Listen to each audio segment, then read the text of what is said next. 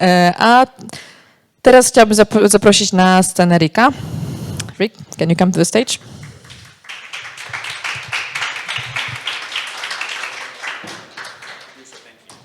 Rick is a friend of mine and long-time animal rights activist and also philanthropist, I would say, but also, yes, but and a consultant in fundraising space. I've learned from him tons of things, so I was really happy to invite him to and bring him to Poland so that he can share his knowledge with you as well. I will do my best. Dobrusha, thank you. I'm going to be speaking in English, so my Google Translate has been going into overdrive all day today, so now it's your turn for your Google Translate if necessary. Thank you for that.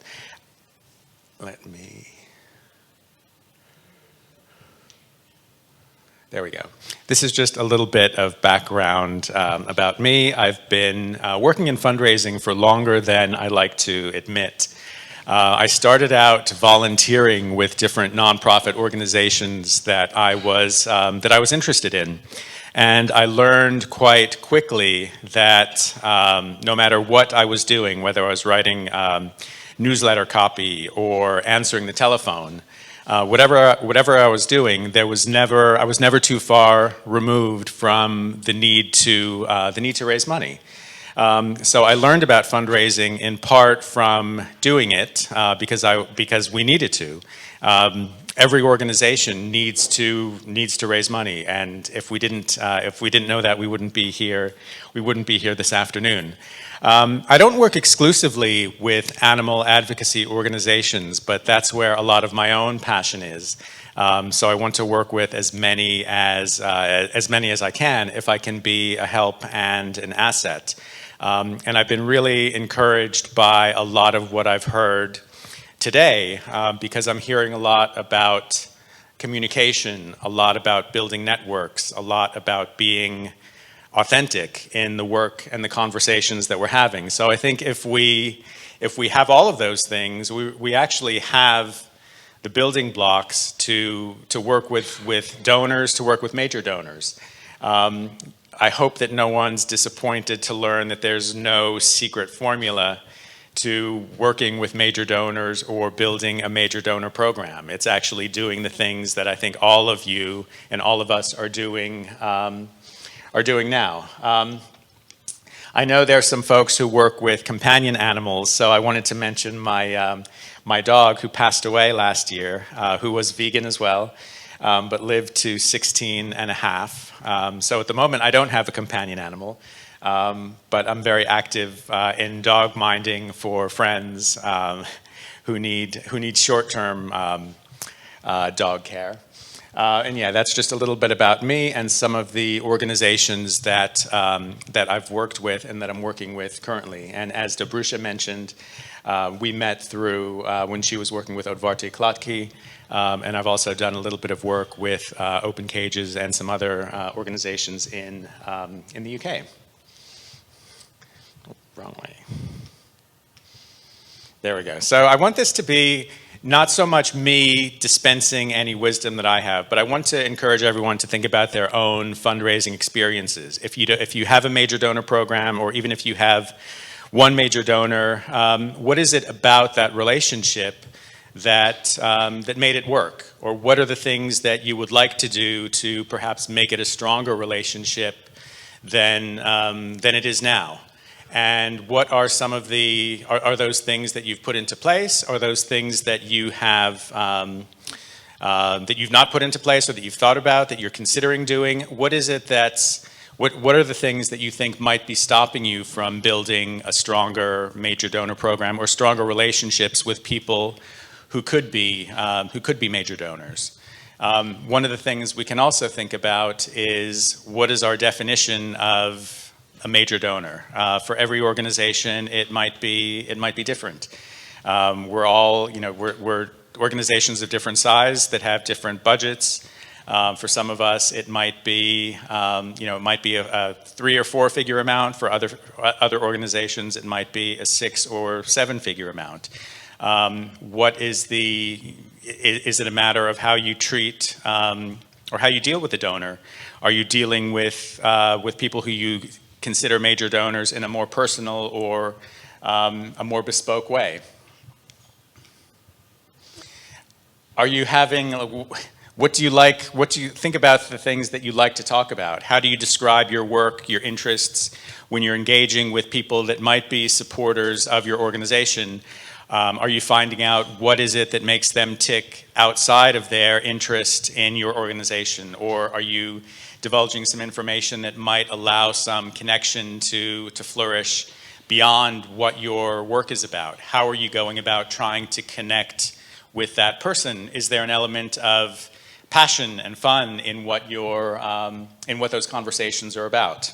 And these aren't meant to be very prescriptive. These are just ways that we can think about how we work with donors at every level and how we might think about people who could be major donors within our organizations and how we develop and how we build that network.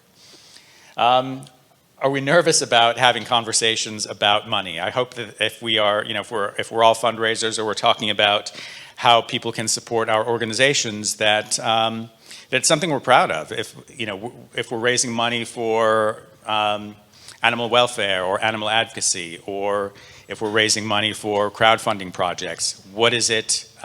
What is that conversation about? Are we talking about the passion that we have and making it contagious so that other people can come along that journey with us?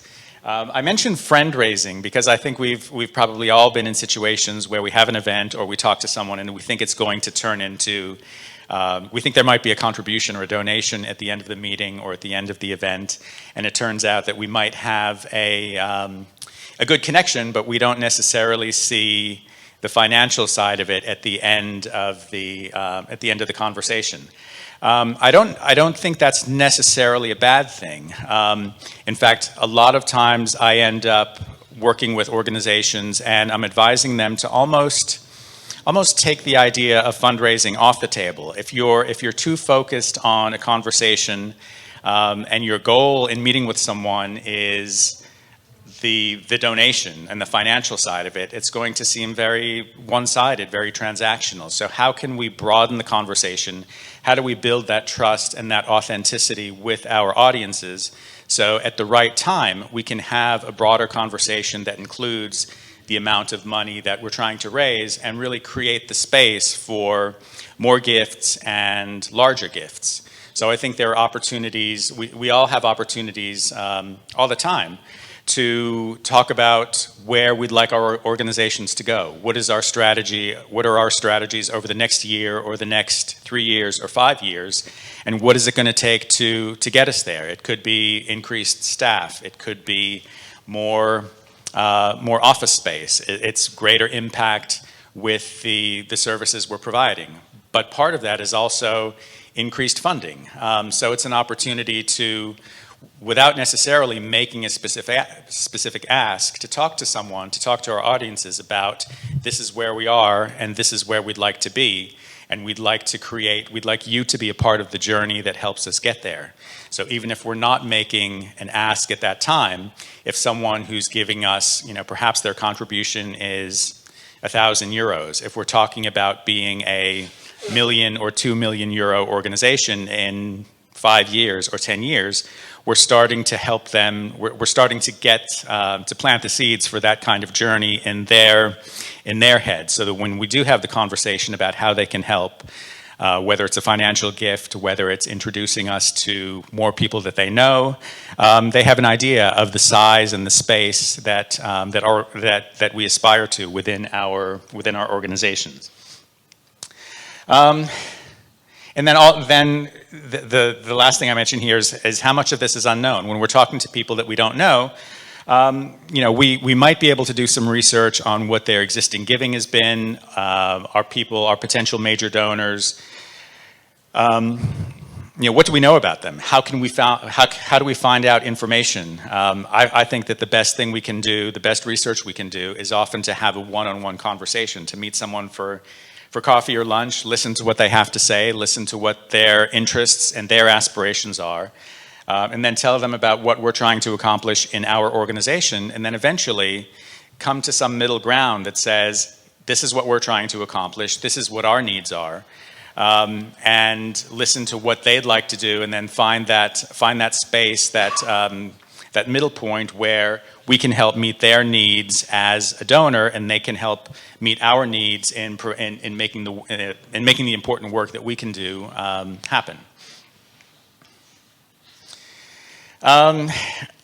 I have a feeling we've all seen a version of the traditional fundraising pyramid.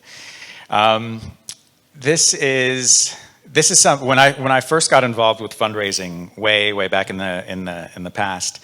This was the model that everyone talked about, that you have a broad base, that people come in as low-level donors, you try to gain low-level donors, and then move them up the pyramid. So you ask for larger amounts of money, you build a relationship with them, and then at the top tier you have your major donors and your legacy givers and people who are mentioning you in their bequests. I think that this model has been useful, but it's not one that I tend to use, that I tend to think about anymore.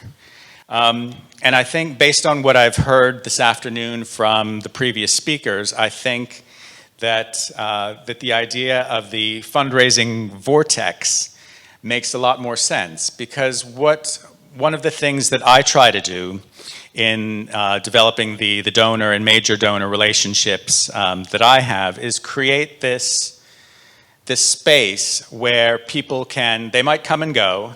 Someone might be involved for a year or 2 years, and then they move on, or they support other projects, but then they come back.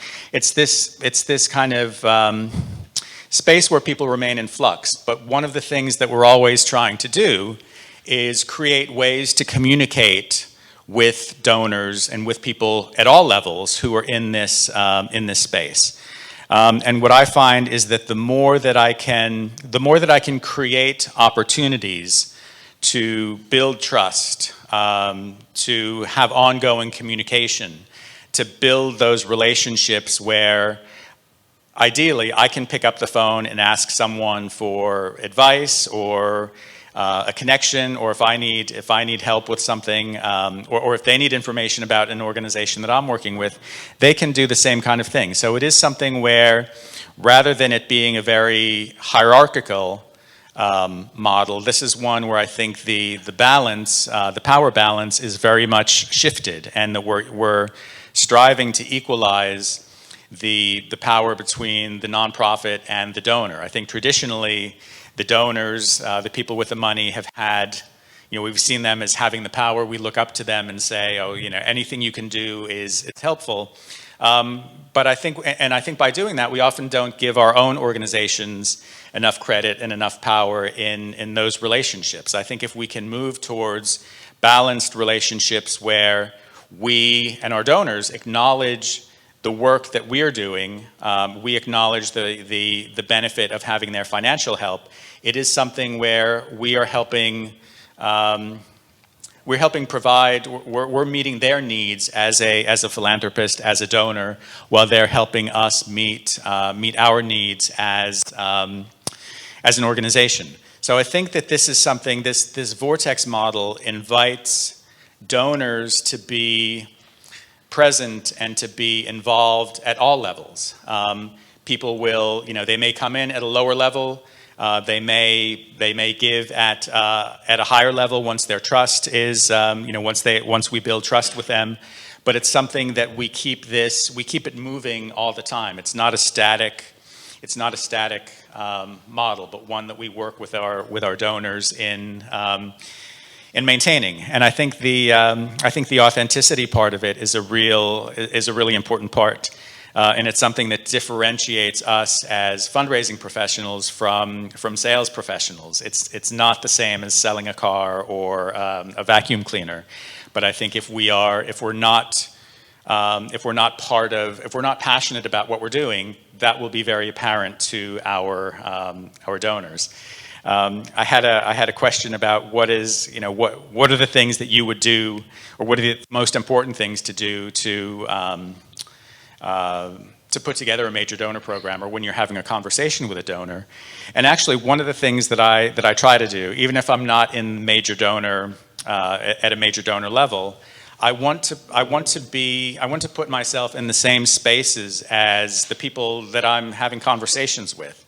So I will make a contribution of my own, a personal contribution to the organizations that I'm working with. Because if I'm asking someone to make a commitment to an organization, then I want them to join me in doing something that I'm already doing. If I'm asking them to make a gift or to do something that I haven't done myself, then to me that feels inauthentic. If I, as a vegan, I'm not a horse rider, but it's almost as if I were to say, hey, like, if you don't know how, I will teach you how to ride a horse. And then you meet me at the stable, and then I tell you, well, actually, I've never ridden a horse before. You would lose any kind of, I would lose any kind of credibility, and you wouldn't, I wouldn't have an opportunity to build trust. So I think that's one way that I try to put myself into the same room, into the same space as donors, so that I can say, well, join me in supporting this organization because it's something that I believe in and that I've done myself. So I tend to work with organizations where I've got where I'm passionate and where I feel like I can make a contribution. And you want to do that, you want to make that contagious, and ideally move to a point where your donors are talking to other donors or other potential donors about the contribution that they make and why it's important for them to think, or why it's important for other people to think about their own contributions. So staff, I mean, I can do it as a consultant. I'm not necessarily the best person to do it, but if I can help a staff person, or ideally another donor, to spread the word to other potential donors, then I think that increases the impact of a fundraising program, a major donor program, and of our organizations. So there are a lot of ways, a lot of things that we can do to help create that kind of fundraising vortex. This is not meant to be completely inclusive, but we need to think about where our own networks exist. Who are the people that we know? And again, if we take fundraising off the table and think about the network of allies, the network of supporters, the network of friends that we have, can we put them into this circle so that we can start to have these meaningful conversations? And that can be from individual giving campaigns. It can be from crowdfunding campaigns. It can be from our existing major donors if we have them ourselves. And I think one of the things that's largely untapped is social media. And I know we've talked about it earlier today, but social media, I believe, is it's a gold mine for this kind of information, because we can get a sense before we meet with someone or before we talk to someone face to face. We can get a sense of what their interests are, what makes them. What are the things that they're interested in? What are they talking about? And we can use these as ways to find more connection with them. And they can get a sense of what we're about.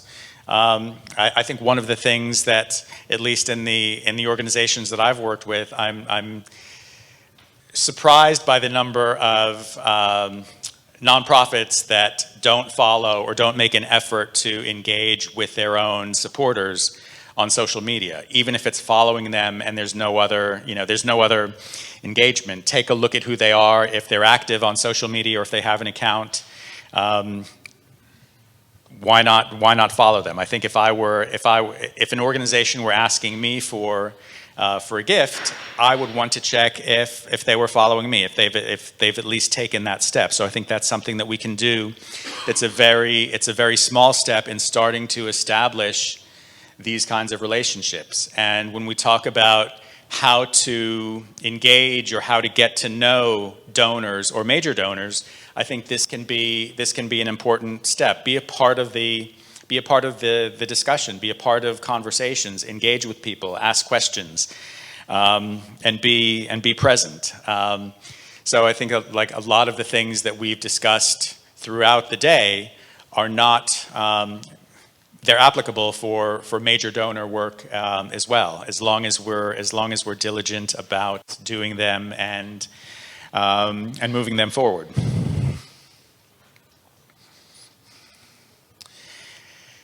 Yeah, I talk to a lot of people, and they're like, sometimes they say, well, I'm not, like, fundraising isn't my job, which I understand. I think there's something special about people who are, in this room and consider themselves as fundraisers. But I think whatever our roles in our organizations, if you're like me, and I can only talk about my own experience. We're probably never too far removed from the idea of fundraising. So no matter what, even if we've got chief executives or directors whose day-to-day role is outside of fundraising, fundraising will be a part of what they need to know about. And a lot of what I try to do is embed as much of a fundraising ethos into organizations, into boards of trustees. So even if they're not active in day-to-day fundraising work or having conversations with major donors, they know what we're trying to do. They know that fundraising is not, it's not a function that's bolted on to our organizations. It's part of the lifeblood of what makes our organizations successful. And the more we can embed that ethos within our nonprofits and within our work, I think the more effective we will be in making major donor relationships happen. The idea of friend raising, which I mentioned a few minutes ago, is one that I think is really important. That if we feel that, and I'd like to ask everyone who's in the audience. If you've had a conversation with someone that you thought might be a donor, and then you've had at the end of the meeting or the end of the conversation, it hasn't resulted in the gift that you thought. Do you feel, and you don't need to answer this now because I'm hoping we'll have time for questions at the end, but do you feel that opportunity has come and gone, or do you feel like, well, I've created a longer term relationship with this person. I can then revisit this on the next meeting that we have. And I think about the similar conversations that I've been a part of.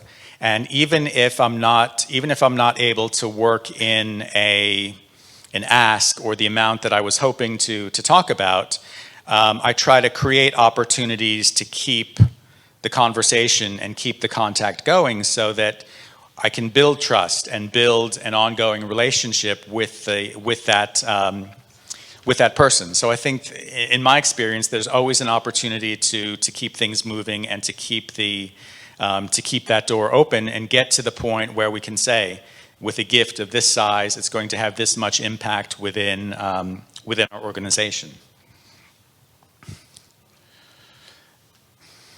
Now, these are really a couple prompts of different types of scenarios with major donors.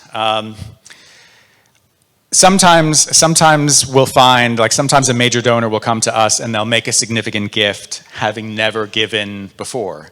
And I think that's fantastic when that happens. But then what do we do with that information? How do we, do we engage with our donors and say, do we ask them, what made you give a gift of this size to us? In my experience, we don't do that as much as we should.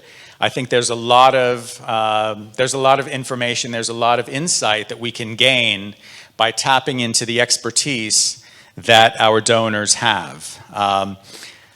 And the downside is that we often look at these relationships as purely financial rather than what else can they bring in a more holistic way to our organization. What kind of expertise, what kind of advice does this person or does this funder have that can help benefit us?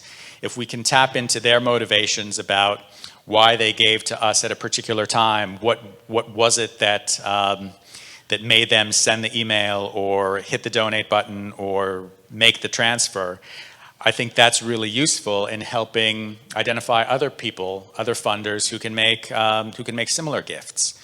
As much as we as staff people or consultants might talk about the impact of our gift, I think the best thing we can do is encourage our existing donors, our existing givers, to talk about why they have given.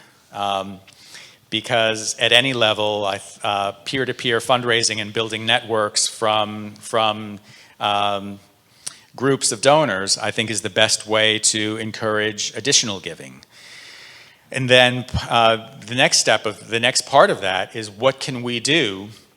What can we do to build those networks? If we have an organization that perhaps has one major donor, how do we expand that? How do we bring new donors on board? And I think engaging our existing network, the people who are in that vortex, is an important, or can be an important part of that.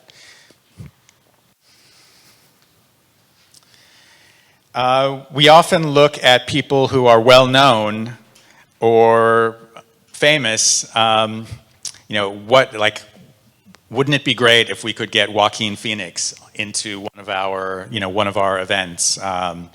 Wouldn't it be fantastic if Natalie Portman, retweeted or reposted one of our Instagram posts? How can we make those kinds of things happen? If you're at an event and you meet someone who's well known or perhaps better known or more public than some other supporters, would you treat them, how would you act? Would you treat them differently? Are there things that they could do that other donors wouldn't be able to do? Again, there's no right or wrong answer, but these are things to think about when we're trying to build major donor programs. I think if there's an opportunity to have someone who is well known or more public, be a part or an ally or a supporter of the organization, then that can act almost like a stamp of approval in getting some additional people involved, and getting more supporters on board. So I'm interested to hear if anyone's had experiences in any of these areas.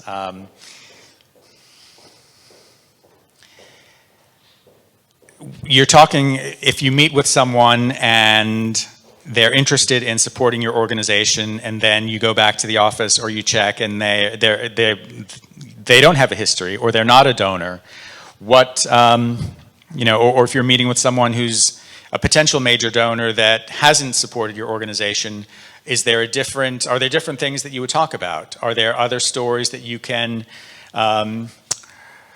tell about how a donor got involved? What are ways to build a connection with that person, so you're on a pathway to increased trust, increased connection, and at the point and moving to a point where you can then have that conversation about a gift of this size has this kind of impact.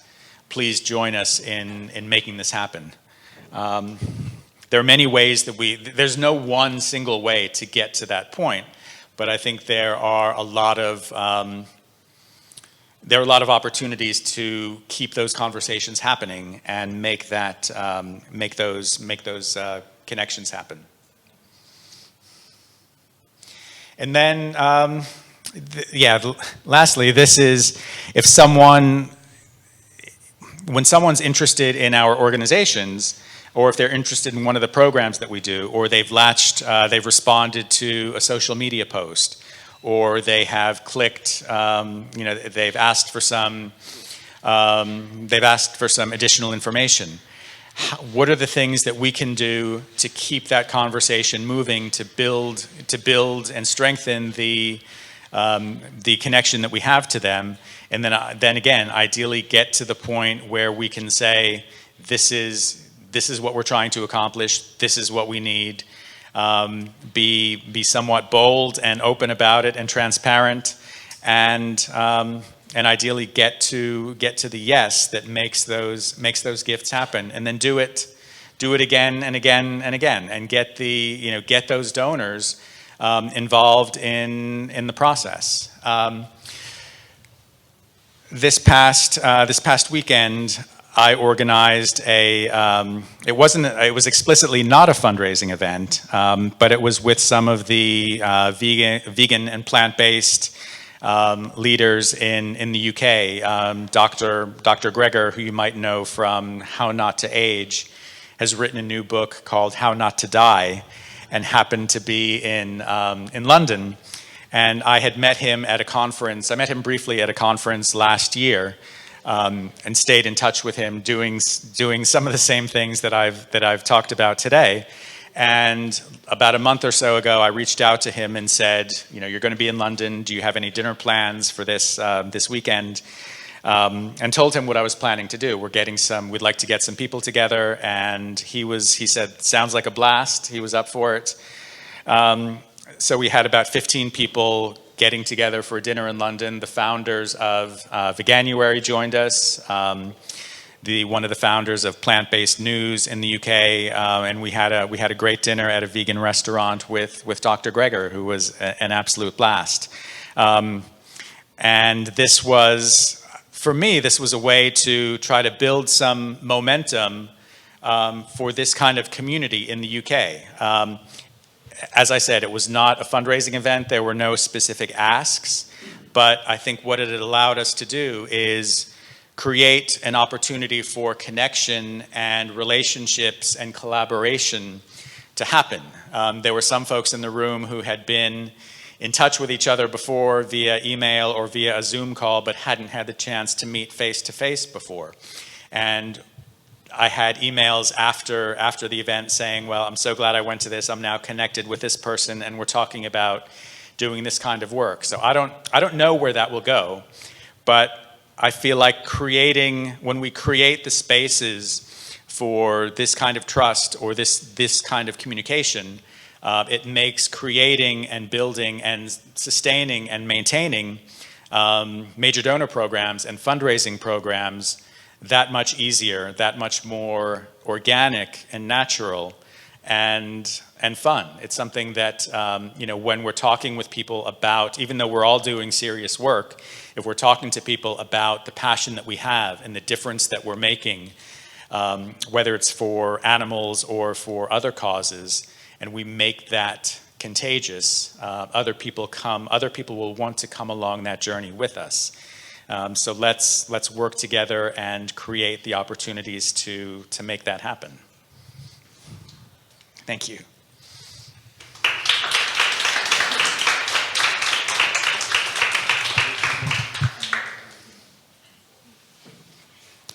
I'll try to answer if people have any questions or if they'd like to talk about what's happening within their organization or talk about specific situations that they've dealt with, I'd be happy to discuss them.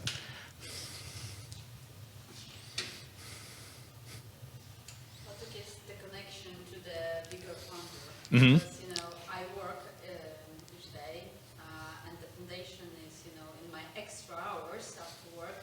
So, and the company that I work in, really, I tried with many co-workers, and I don't have the space to meet, the new people. Mm-hmm. That could be the bigger funder, or just to know them. I'm not Because saying you're doing so many other things. Yeah. So, and our foundation is only 2 people. So Right. You know, for me, it's very hard to, send an email to a person that I don't know, or I don't know, to write this person LinkedIn, because mostly my time to write to other people is on the midnight, because I don't have time during the day. So for me, it's I really try to send letters to some companies to tell about our foundation, because it's quite, maybe not that different from, the special one, but it's still, we are quite different. And it's really hard to get to talk to someone and to invite this person to know us. I send the letters, and I've put the very easy link to our presentation about us, about our dogs, about the way that we could connect, not only asking the money, I'm just saying about the presentation I can do, about the behavior, about the dogs, and etc. So maybe you have some ideas. Well, the issue about time, like finding the time to do that when there's so much other work to do, is always a challenge. I would think if there's any advice, it might be to start with one, like whether it's one funder or one company, and focus on ways to get in, whether it's following them on social media or making sure that they, even if it's liking posts, when you can find a connection with them, if they're posting something that you agree with, interact with it. Try to do something to get on their radar or on their in their heads in a way that other people wouldn't necessarily think of. And it sounds like it's a small thing, but it might be a place to start. There are times, I haven't done it a lot, but there are times when I've tried to connect with someone and I've interacted with them on Twitter or on social media and said, can you follow me back? I'd like to send you a very brief direct message, which we need to have that connection for them to get. And then building on that, it's led to a more robust relationship. If they're willing to follow me back and I send them, I just want to ask you about this, this small thing, then can we move the conversation to email? Then sometimes people will have their contact information might be in their email signature, and it's a way, there might be ways to try to build that relationship, starting with a very small entry point.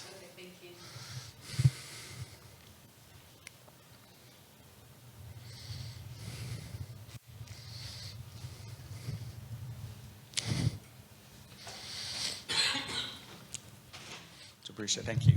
Thank you. Thank you. W takim razie dziękuję wam też wszystkim. Dziękuję też Rickowi. Oczywiście myślę, że z wszystkimi organizacjami, które tutaj były, na pewno ze mną, z nami, z Rickiem możecie się też kontaktować przez internet. Na dzisiaj kończymy. Myślę, że to nie jest jedyny tego rodzaju event, który zorganizujemy, także zapraszam też na kolejne edycje, jeżeli będziemy jeszcze raz tak szaleni, żeby organizować eventy, bo tu wiecie, zawsze jest strasznie dużo bieganiny i stresu.